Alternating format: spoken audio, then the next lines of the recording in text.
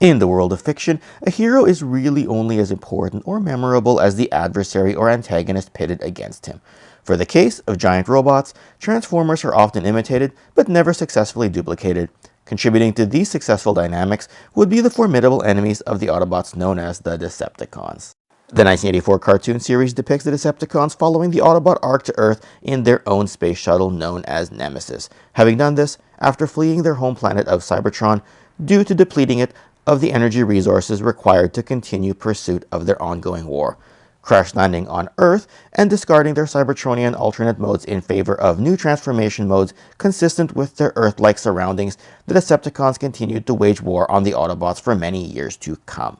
And while the Generation 1 figures will always hold a special place in action figure lore, we're here today to discuss the updated masterpiece and third-party Decepticons who are aboard the Nemesis spacecraft featured in the original cartoon. And let's have a look at these figures right now. Hi everyone, this is Ken with Toy Connections. If you would like to see more figure reviews, figure comparisons, toy histories, collection footage, and toy insights in general, please be sure to hit subscribe, click that notification bell, and press like. In a flashback sequence during Season 3 of the Transformers 5 Faces of Darkness miniseries, the Decepticons are described as being originally constructed by the Quintessons for the purpose of serving as military hardware.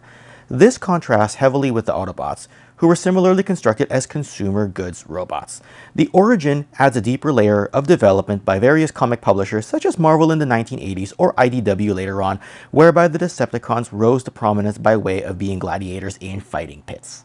Whatever the case, the Decepticons were often portrayed as larger warriors compared to their Autobot counterparts, and whether you collect masterpiece versions by Hasbro or Takara, or third-party versions by Maketoys, X-Transbots, or other companies, this video is for you.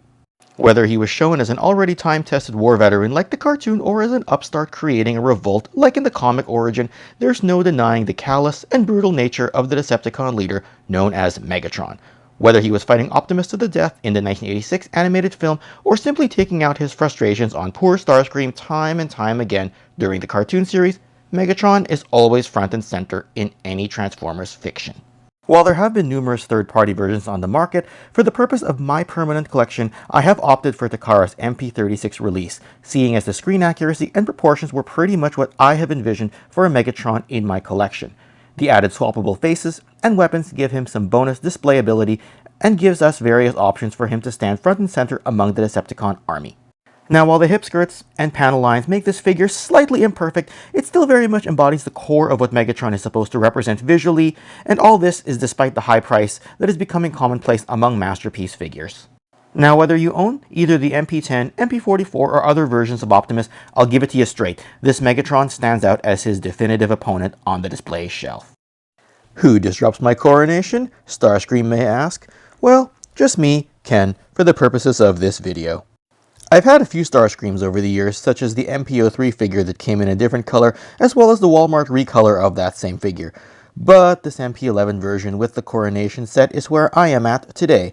The way it represents his brief reign as Decepticon leader is a vivid memory of mine in 1986, even if it was short-lived by Galvatron's interruption and retaking of the Decepticon forces. All things considered, the crown, cape, and shoulder accessories are a nice added touch, though I will admit that the new MP-52 Starscream is a bit tempting seeing as how their proportions and screen accuracy are a bit better than the one that I have. I did also come into owning the Maketoys third-party version known as Meteor, which I do find is a bit more cartoon accurate proportionally than the MP-11, though at the time I wasn't hunting for this figure and came into it as part of a larger toy lot. Looking at them here, side by side, I will let you guys decide and be the judge as to which one you feel looks better. Starscream serves the role of the Decepticon Air Commander in Transformers lore, though as many are aware, he spent countless episodes attempting to usurp Megatron for command. Besides his extremely cool design, perhaps Starscream's most standout attribute is he was voiced by the late Chris Latta, the same voice actor of Cobra Commander in Hasbro's other main toy line of this era, G.I. Joe. Other than his menacing antics in the first 2 seasons of the cartoon, Starscream had the unique trait of coming back and returning as a ghost, often being a nuisance of sorts in the 3rd season. And now, since I did mention his role as the Decepticon Air Commander, this often meant leading airstrikes with his F-15 brothers in arms, Skywarp, as well as Thundercracker.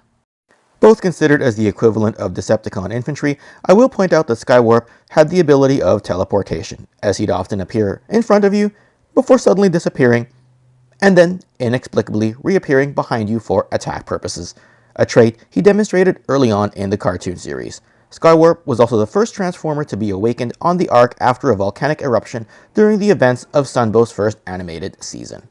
Neither Skywarp nor Thundercracker were known to draw too much attention to themselves, but their similarity in appearance to Starscream meant that they always stood out, be it in the cartoon, comics, or on the shelves of toy stores. That, and they were a constant presence on the battlefield, often with snarky behavior and never hesitant to use their size and strength over the smaller Autobots as a fighting advantage.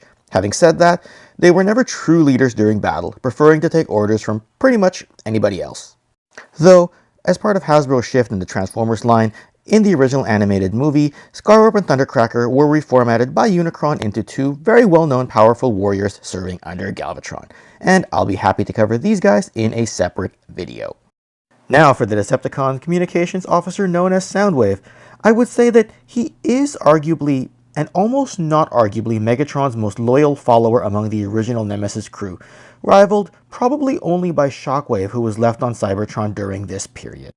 Known for his knack of collecting and distributing information, most G1-style releases of Soundwave feature him with at least one cassette included. This MP-13 version came with Laserbeak and was also released later on by Hasbro with a bigger cast of cassette tapes. And among the OG crew of the Nemesis, only Laserbeak, Rumble, and Ravage were shown in the opening episodes. However, I've always assumed that Frenzy and Buzzsaw were simply tucked away in Soundwave's chest during this time, the reasons being that both were still shown in the original 1984 catalog, with Buzzsaw packed with Soundwave, and the fact that both were shown early enough in the cartoon that I don't believe they were left on Cybertron and were probably on the Nemesis shuttle in some way, shape, or form as well. When the tapes are put away in Soundwave's chest, the 1984 Autobots actually greatly outnumber the Decepticons of the same year, but when fully deployed, Soundwave alone can go a long way to help even the odds between the two factions. And yes, for this video I have purposely referred to Rumble as the blue piledriver wielding robot and Frenzy as the red piledriver wielding robot. This is to be consistent with the cartoon, even if the toys and comics naming convention was reversed. The robot within a robot concept has always made for a timeless, interesting dynamic between Soundwave and his tapes. Ravage in particular was quite vicious in battle, and if left unhinged, would probably tear any enemies to shreds, again if left unchecked. Buzzsaw and Laserbeak were great for intelligence gathering, while Rumble and Frenzy would happily shake the ground up between trading insults with the Autobot forces. And now, while his original G1 figure wasn't released in 1984 and was a subsequent mail-away figure, he still was shown among those revived from the Nemesis crew during the early part of the cartoon, and thus I will cover him here, albeit just briefly. Here's a third-party version of Reflector by Maketoys, known as Visualizer. And I know a lot of fans prefer the Fans Toys version of this figure, but this one works for me. Transforming into a camera, it seems that Reflector shared a mind, as in other words, three guys sharing one mind, rather than being unique individuals in the cartoon, but it was never really clear in that Sunbow animated series. Reflector was great for reconnaissance missions and was sometimes shown as more than three robots, so I guess he could be an army builder of sorts as well if you choose to go that route. Either way, I love this version of this particular figure. Overall, that covers the crew of the Nemesis that traveled to Earth during the opening parts of the original Generation 1 cartoon. As such, I've done my best to summarize the villains of this original first series in Masterpiece or third-party form.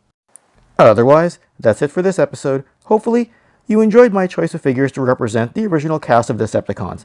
And if you did enjoy this episode, please click on some of my other video offerings here. Share this video if you have a moment, click that subscribe button on your way out, and I'll see you again soon with some more of my favorite toys. Take care.